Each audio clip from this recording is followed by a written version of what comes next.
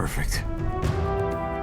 The Uncharted series is musically defined by its orchestral percussion-thumping main title. Composed by Greg Edmonson, Nate's theme is the most recognisable Uncharted melody, even though it seemingly only appears in the main menu. An interesting choice, considering the popularity and memorability of Nate's musical identification. However, there is another melodic theme that occurs more frequently and throughout 4 of the 5 games.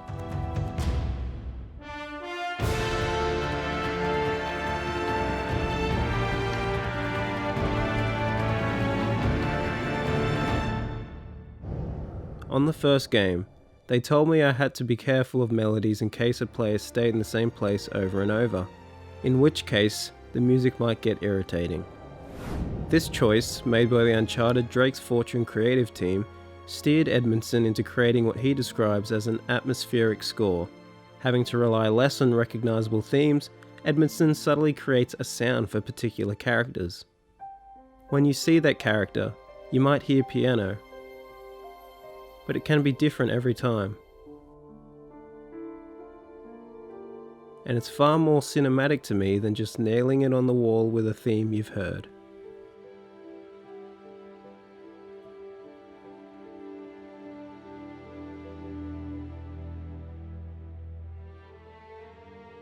However, there are notable themes used throughout Drake's Fortune. The melody I consider the most important, and certainly the most exposed, is what Edmondson originally called the Greed Island theme.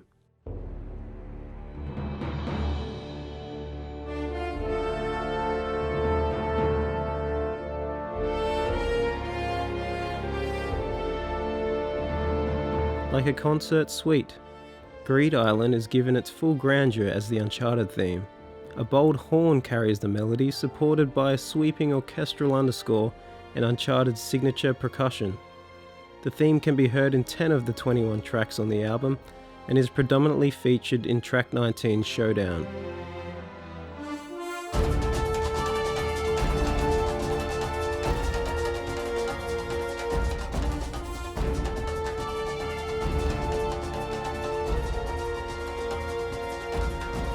The leitmotif continues throughout the series and returns in Uncharted 2 among Thieves.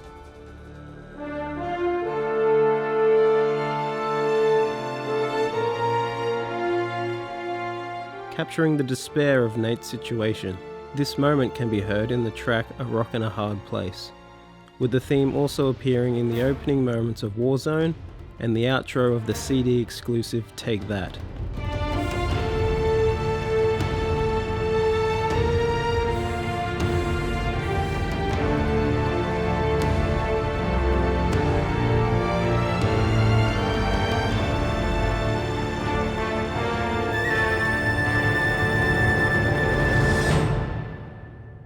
While its appearance in Uncharted 3 Drake's Deception is sparse, the melody is found twice on Disc 2 of the limited edition soundtrack. Subtly hinted at in Marlowe, I Presume, and broadly stated in Reckless. A horn-led, string-filled take on the theme is used as a transitional element in the cutscene Historical Research. Fine. Make the call.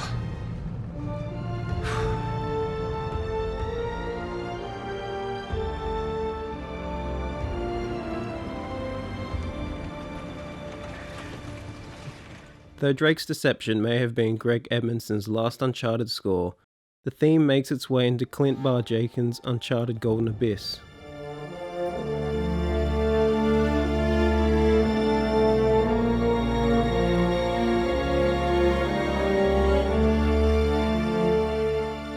As a producer on the series since the beginning, and providing additional music for Drake's Deception, Barjakin clearly understood the significance of Greed Island and used it extensively in Golden Abyss. Occurring in 5 tracks on the album, this would be the last time we would hear Greed Island in an Uncharted game.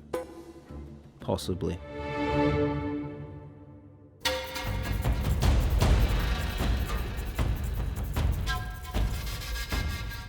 Originally, Greed Island represented the struggle to obtain the El Dorado treasure, finding itself featured predominantly in Drake's Fortune's 1-hour album. While it was retitled the Uncharted theme, it maintains its original name representing the greed and lust for treasure. Navarro, that thing wiped out an an entire colony. You don't know what you're doing. Wrong. I'm the only person on this island who knows what the hell he's doing. Its appearance in predominantly action tracks really captures this.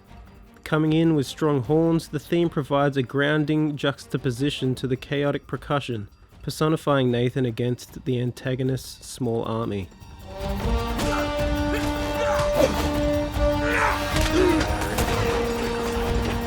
In a way, Nate is identified by two themes: the heroic melody that appears in the main menus, and Greed Island, a representation of the idea that this treasure may not be worth all the fighting and killing. A theme for Uncharted's ludonarrative dissonance.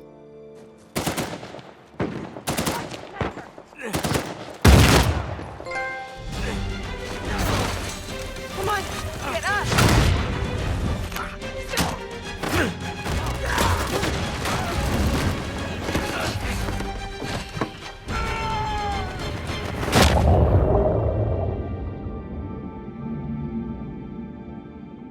As for its absence in Uncharted 4: A Thief's End, I can only assume that it was a creative decision made to facilitate the new composer, Henry Jackman, and to identify Nate with his more recognisable self-titled theme.